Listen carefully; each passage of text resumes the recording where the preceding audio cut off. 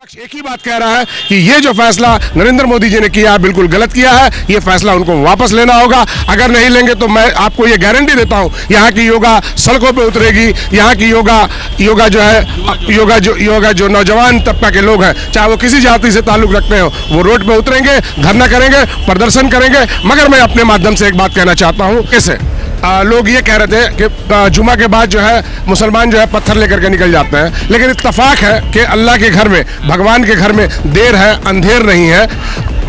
भगवान ने ये दिखा दिया, अल्लाह ने ये दिखा दिया कि जुमा के बाद तो मुसलमान पत्थर लेके निकलते थे, लेकिन जुमा से पहले ही पूरे हमारे हिंदू भाई जो है जिनको नौकरी नहीं मिल रही है, जो उनका आस्था टूट रहा है, तो वो जो है इस तरीके से ट्रेन जलाने का काम किए। बिल्कुल सही कह रहे हैं वो। ये इस तरीके का भी घटना हो सकता है। जब हम ट्रेनिंग पा लेंगे, जब उस चीज़ को सीख लेंगे, तो हो सकता है कि जब हम फ्रस्ट्रेटेड होंगे, जब हम उस चीज़ को हासिल नहीं कर पाएंगे, जब हमारा आय नहीं होगा, हम अपने बच्चों की परवरिश नहीं कर सकेंगे, हम अपने बच्चों को पढ़ा नहीं सकेंगे, तो जाहिर सी बात है कि वो गलत रास्ते पे जाएंगे। ये हमारी सोच है और ये समाजवादी पार्टी की सोच है। द इंडियन खबर, सच आपके सामने। नमस्कार, आदाब, मैं रजा अंसारी और आप सभी का स्वागत है द इंडियन खबर पर। पिछले 6 दिनों से अग्निपथ जो स्कीम आया उसको लेकर जितने भी जो है प्रदर्शनकारी वो प्रदर्शन कर रहे हैं, जिनको 4 साल का मिलिट्री का जो एक नया झांसा देकर उनकी जिंदगियों को बर्बाद करने की जो बड़ी साजिश चली है, तो उसको लेकर पूरे देश भर में आज भारत बंद था। और भारत बंद होने के साथ साथ पूरे बिहार में, उत्तर प्रदेश में, हरियाणा में और पंजाब में, इन सब जगहों पर भारतीय जनता पार्टी के लीडर बाहर निकलने से डरे। प्रधानमंत्री नरेंद्र मोदी आज कर्नाटक में थे और उन्होंने कहा है कि मतलब कुछ ऐसी स्कीमें होती है जो लोग बाद में समझते हैं। तो हमारे साथ जो है जहांगीर खान, समाजवादी पार्टी के पश्चिम बंगाल के सदस्य में से है, मेंबर हैं, तो उनसे जानेंगे कि किस तरह से अग्निपथ का स्कीम चल रहा है और लगातार जिस तरह से नफरत का एक अलग माहौल है उसको लेकर क्या सोचते हैं। तो जहांगीर भाई, सबसे पहले तो यह है कि पश्चिम बंगाल में भारत बंद का कोई असर नहीं रहा, मगर मोदी जी कह रहे हैं कि आज बेंगलुरु में पिछले 6-7 दिन के बाद उन्होंने चुप्पी तोड़ी और कहा कि अब जो है प्रदर्शन करने वाले ये समझ रहे हैं कि कुछ स्कीमें जो है लोग समझते नहीं है, मगर उसका जो है एक अच्छा पक्ष होता है। देखिए, मैं सबसे पहले आपके खबर को इंडियन खबर का मैं तहे दिल से शुक्रगुजार हूँ कि आपने मुझे ये मौका दिया कि इस मौजू पे बात कर सकूँ। मैं सबसे पहले आपको ये बताना चाहता हूँ कि मैं बहुत ईमानदारी से आपके सामने एक बात रखना चाहता हूँ कि एक लड़का जन्म होता है, वो एजुकेशन लेता है, एजुकेशन लेने के बाद वो उसका एक सपना होता है, वो 8 साल तक वो अपना सारा दिन रात मेहनत करता है, मेहनत करके वो नौकरी इंडियन आर्मी को पाने का वो उसके अंदर एक भविष्य और एक जो है वो ये रहता है, जज्बा रहता है कि जब मैं हूँगा तो एक हिंदुस्तान के आर्मी को मैं लीड करूँगा। अब उन लोगों का ऐसा हुआ है कि ये सारा जो उनका सपना है वो सारा सपना टूट गया, और जब सपना टूटता है तो उसका जो रिजल्ट होता है सर, वो बहुत खराबी होता है। प्रधानमंत्री नरेंद्र मोदी कह रहे हैं कि लोग समझते नहीं, मगर इसके बहुत सारे फायदे हैं।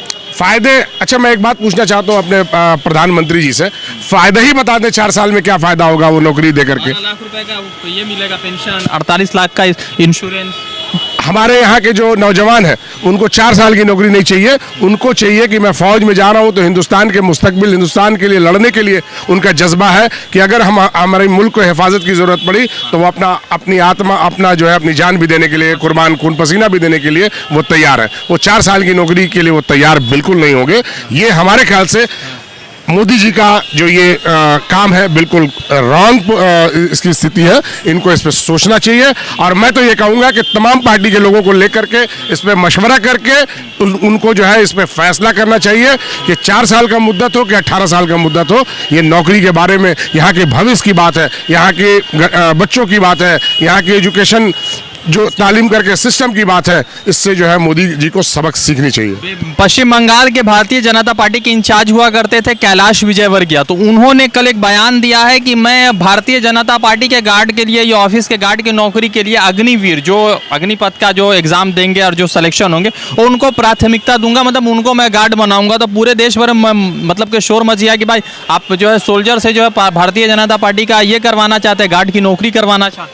देखिए, हम ये कह रहे हैं कि बहुत सिंपल सी बात कह रहे हैं कि गार्ड की नौकरी जो है वो वैसे भी अगर वो जहाँ अगर करना चाहे तो गार्ड की नौकरी कर सकते हैं। आप चले जाइए आज के बार में भी जो है बिल्डर अपना एक्सरसाइज करके बदन बना करके वो जो है आज कई एक बारों में देखेंगे 10-10 लड़के जो है वो बॉडी बिल्डर बन करके खड़े हैं और वो नौकरी पा रहे हैं। तो इसी तरीके से जिन लोगों ने अपने भविष्य में 6 साल 8 साल मेहनत करके हिंदुस्तान के आर्मी में सेवा देने का जो उनका लक्ष्य था वो उसकी बात करेंगे। वो इसकी बात नहीं करेंगे कि हम रिटायर होने के बाद हम वो जाकर के किसी का जो है दरवानी करेंगे, ये करेंगे। हम इस बात से सहमत बिल्कुल नहीं है। पूरा देश भर में प्रदर्शन है मगर पश्चिम बंगाल में भारत बंद का कोई असर नहीं रहा। देखिए पश्चिम बंगाल में यहाँ के लोग जो है हमारे ख्याल से थोड़ा सा आर्मी में कम जाते हैं। आर्मी में एक्चुअल जो है अगर आप देखें, अगर टच करें तो पंजाब के लोग, आपके बिहार के लोग और जो है उत्तर प्रदेश के लोग जो है वो आर्मी को बहुत ज़्यादा लीड करते हैं और उनका वो जज्बा रहता है कि मैं आर्मी में जाऊं, पुलिस में जाऊं। ये हमेशा से उनका बचपन से ये शौक रहता है, क्योंकि मैं भी उत्तर प्रदेश से आता हूँ। मैं उसी सरजमीन से पूर्वांचल से आता हूँ जहाँ से हमारे जो है श्री ओम प्रकाश सिंह जी हैं। अभी हमारे पार्टी के अभी कुछ दिन पहले हमारी पार्टी के जो लीडर है उन्होंने भी ये बात कही है कि ये जो हो रहा है, जो पश्चिम बंगाल के जो हमारे सदर हैं वो उनका एक लॉयर भी है, एक अच्छे लॉयर हैं, वो पढ़े लिखे इंसान है। उन्होंने कहा था कि अगर ये मोदी जी जो अपना फैसला ले रहा है ये फैसला गलत है। अच्छा, एक कांग्रेस के एक लीडर है सहाय जी सुबोध कांत सहाय, उसने कहा कि प्रधानमंत्री नरेंद्र मोदी हिटलर की तरह बढ़ रहे हैं और इनकी मौत भी हिटलर की तरह होगी। तो ये बयान को किस तरह देखते हैं? देखिए अब ये उनकी सोच है, ये उनका बयान है, मगर मैं अपने प्रधानमंत्री को इस तरह का शब्द इस्तेमाल नहीं करूंगा। हिटलर का जो रवैया है वो तो कर रहे हैं, लेकिन मौत के बारे में मैं उनका ये सोच नहीं कर सकता कि वो वैसे मरे। हम इसके लिए कड़ा निंदा करते हैं। नफरत कहाँ तक बढ़ चुका है? क्योंकि बुलडोजर बाबा तो शांत पड़े हुए हैं, तो क्या मतलब कि जो लोग जो गाड़ी चला रहे, ट्रेन चला रहे, तो बुलडोजर बाबा उन लोगों का घर पे बुलडोजर चलाएंगे या सिर्फ वो मुसलमान के लिए रिजर्व? देखिए, मैं बहुत ईमानदारी से बोल रहा हूँ आपको कि जिस तरीके से लोग ये कह रहे थे कि जुमा के बाद जो है मुसलमान जो है पत्थर लेकर के निकल जाते हैं, लेकिन इत्तफाक है कि अल्लाह के घर में, भगवान के घर में देर है अंधेर नहीं है। भगवान ने ये दिखा दिया, अल्लाह ने ये दिखा दिया कि जुमा के बाद तो मुसलमान पत्थर लेके निकलते थे, लेकिन जुमा से पहले ही पूरे हमारे हिंदू भाई जो है जिनको नौकरी नहीं मिल रही है, जो उनका आस्था टूट रहा है, तो वो जो है इस तरीके से ट्रेन चलाने का काम किए। अग्निपथ में कुछ अच्छाई आप विपक्षी लोगों को नहीं नजर आ रहा है? बिल्कुल नहीं, अग्निपथ में कोई अच्छाई नहीं है सिवाय नुकसान के। ये 4 साल की ट्रेनिंग दे करके यहाँ के लोगों को हथियार चलाना सिखा देंगे और 4 साल के बाद वही लड़के हो सकता है कि इस मुल्क में एक टेररिस्ट का रोल अदा करें। उसमें बहुत सारे लोग कह रहे हैं कि भाई हथियार सीखने के बाद चंपारण चले जाएंगे और नक्सल ज्वाइन कर लेंगे। बिल्कुल सही कह रहे हैं वो। ये इस तरीके का भी घटना हो सकता है। जब हम ट्रेनिंग पा लेंगे, जब उस चीज़ को सीख लेंगे, तो हो सकता है कि जब हम फ्रस्ट्रेटेड होंगे, जब हम उस चीज़ को हासिल नहीं कर पाएंगे, जब हमारा आय नहीं होगा, हम अपने बच्चों की परवरिश नहीं कर सकेंगे, हम अपने बच्चों को पढ़ा नहीं सकेंगे, तो जाहिर सी बात है कि वो गलत रास्ते पे जाएंगे। ये हमारी सोच है और ये समाजवादी पार्टी की सोच है। रक्षा मंत्रालय कह रहा है वापस नहीं होगा अग्निपथ।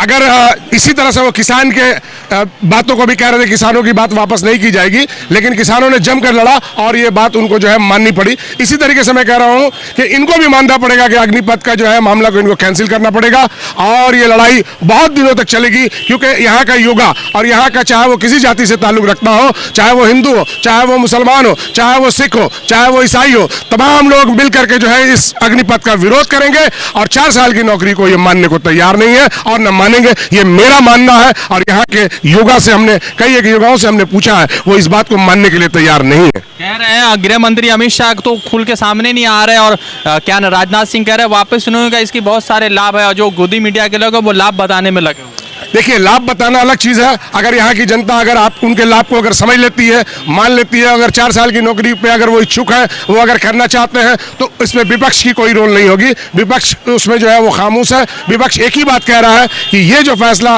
नरेंद्र मोदी जी ने किया है बिल्कुल गलत किया है, ये फैसला उनको वापस लेना होगा। अगर नहीं लेंगे तो मैं आपको ये गारंटी देता हूँ, यहाँ की योगा सड़कों पर उतरेगी। यहाँ की योगा जो नौजवान तबका के लोग हैं, चाहे वो किसी जाति से ताल्लुक रखते हो, वो रोड पे उतरेंगे, धरना करेंगे, प्रदर्शन करेंगे, मगर मैं अपने माध्यम से एक बात कहना चाहता हूं कि आप ये ट्रेनें हमारी संपत्ति है, यहाँ की बसें समर्थन कर नहीं, मैं इसकी समर्थन नहीं करता।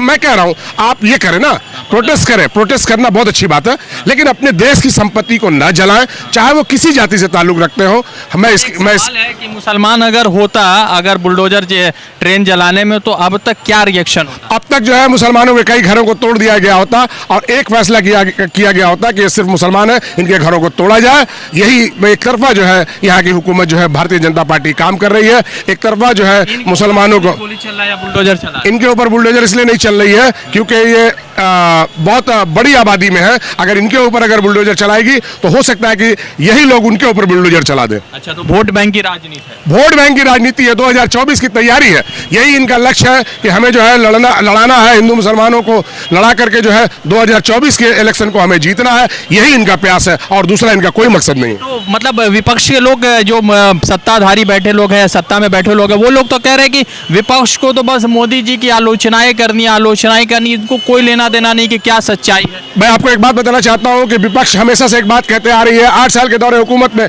इस भारतीय जनता पार्टी के जो प्राइम मिनिस्टर साहब है, इन्होंने अच्छा क्या किया है? 15 लाख का वादा करके लोगों को 15 लाख का जो है कुछ नहीं दिया। गैस दिया, गैस देने के बाद गैस को इतना दाम को महंगा कर दिया कि आज गैस यूं ही पड़ा हुआ है और जनता तरह पड़ी हुई है। पेट्रोल का दाम इतना ऊंचाई पे, जिस पेट्रोल की कम की बात कर रहे थे कि आने वाले दिनों में पेट्रोल का दाम कम होगा, आज पेट्रोल 100 पार कर चुका है और आने वाले दिनों में 150-200 पार करने वाला है। तो एक भी मोदी जी ये बता दे कि इन्होंने अपने इस दौरे हुकूमत में यहाँ के लोगों को, यहाँ के जो ये तबका है, किसी भी तबके के लोगों को फायदा अगर पहुंचाया हो तो मैं मानने को तैयार हूँ। अग्निपथ के आड़ में क्या विपक्ष जो है मोदी जी पर हमलावर हुआ, क्योंकि स्टूडेंट का समर्थन है उनके साथ? देखिए, मैं तो ईमानदारी से एक बात करना चाहता हूं। मैं इसमें अगर जातिवाद, अगर कोई बात को ना ले और ना किया जाए तो ये हमारे ख्याल से इनका फैसला गलत है कि एक जाति के लोगों की बात नहीं है। यहाँ कोई भी आदमी अगर ट्रेनिंग पाता है, 4 साल के बाद हमें पूरा यकीन है कि वो लड़का फ्रस्ट्रेटेड हो जाएगा और यहाँ पे वो हथियार उठाने के लिए वो मजबूर हो जाएगा। खरगे ने कहा कि बीजेपी की पार्टी ऑफिस में आपको नौकरी दिया जाएगा, तो उस बयान को किस तरह देखते हैं? क्या सेना के लोग भाजपा की हैं? बिल्कुल, हम इसकी कड़ा निंदा करते हैं और इस तरीके की बात उनको नहीं कहनी चाहिए। अगर उन्होंने कहा है तो इस बात के लिए उनको माफी मांगनी चाहिए। एक आखिरी बयान, नूपुर शर्मा ने प्रॉफिट साहब के बारे में जो कुछ भी कहा, आज जो है 19 हो चुका है, 19 जून, मगर अभी तक कोई गिरफ्तारी कहीं पर कुछ भी नहीं है, तो इसको किस तरह से देखिए, भारतीय जनता पार्टी की मिलीजुली भगत है, वो लोगों से बुलवाते हैं और मोदी जी उसके ऊपर कोई अपनी बात नहीं कहते हैं। मैं इसकी कड़ी निंदा करता हूं। मोदी जी को अपना पैगाम पहुंचाना चाहता हूं कि जो आदमी हजूर सल्लल्लाहु, हमने कभी आपके किसी भी धार्मिक लोगों को हमने कभी उनके खिलाफ कोई एक बात नहीं की, क्योंकि मुसलमानों को यह सिखाया नहीं जाता कि किसी भी धर्म के लोगों की उसकी बेइज्जती करे या उसकी अपमान करे। हम उसकी अपमान को अपना अपमान समझते हैं, अपने धर्म का अपमान समझते हैं। इसी तरीके से हिंदू भाइयों को भी और भारतीय जनता पार्टी को भी इस्लाम की इज्जत करनी चाहिए। प्रोफेट हजरत मोहम्मद सल्लल्लाहु अलैहि वसल्लम पूरे दुनिया के लिए वो एक मिसाल थे और वो किसी एक जाति के नहीं थे। वो तमाम जो हमारे जो ये है इंसान है, सारे इंसान के लिए उन्होंने दुनिया में एक ही बात कही कि इंसानियत की लड़ाई उन्होंने लड़ी और इंसानियत के लिए उन्होंने काम किया है। इसकी तैयारी चल रही है मोदी जी की तरफ 100%। 2022 में तो तैयारी है। 22 में तो अभी जो इलेक्शन हुआ तो कहा जा रहा है किसान परेशान है, तो कुछ फर्क तो नहीं पड़ा ना योगी जी को, तो इसका क्या ये असर पड़ेगा? देखिए, मैं आपको एक बहुत ईमानदारी से बता रहा हूँ, अगर यहाँ का योगा अगर बिगड़ गया तो बहुत फर्क पड़ेगा, किसान अगर भड़क गया तो यहाँ पे बहुत फर्क पड़ेगा। लग रहा है 10 जुलाई को प्रेसिडेंट इलेक्शन है, तो ममता बनर्जी या विपक्ष ने जो गोपाल कृष्ण गांधी को अपना राष्ट्रपति का जो है उम्मीदवार बनाया, तो क्या एक बड़ा झटका भाजपा को मिल रहा है? 100% भारतीय जनता पार्टी को जो है इसी इलेक्शन में जो है प्रेसिडेंट के इलेक्शन में ही हम लोग एक झटका देंगे और भारतीय जनता पार्टी का जो है वो समझ में आ जाएगा कि हमने गलत, हमारे इसके वजह से जो है हमारा जो है ये जो है हमारा कैंडिडेट नहीं आ पाया। धन्यवाद। तो लगातार जो है बातचीत कर रहे थे। सवाल सबसे महत्वपूर्ण यह है कि प्रधानमंत्री नरेंद्र मोदी बेंगलुरु जाते कर्नाटका में, वहाँ पर एक सभा कहते हैं और कहते हैं कि लोग समझ नहीं रहे मगर हमारे स्कीम्स के बहुत सारे फायदे, पूरी गोदी मीडिया की जितनी भी मिशनरी है वो फायदा बताने में जुटे, पूरा बिहार जल रहा है, मगर अभी तक प्रधानमंत्री नरेंद्र मोदी खुलकर सामने नहीं आ रहा और न ही कुछ बयान देकर लोगों को समझा रहे। देखना यह है कि राहुल गांधी और सोनिया गांधी के पीछे जो है ईडी और सीबीआई पड़ी हुई है, मगर दूसरी मिशनरी वो कब जो है लोगों के हित के लिए काम करेगी। रजा अंसारी की रिपोर्ट, द इंडियन खबर के लिए जुड़ते दूसरे अपडेट के साथ। धन्यवाद।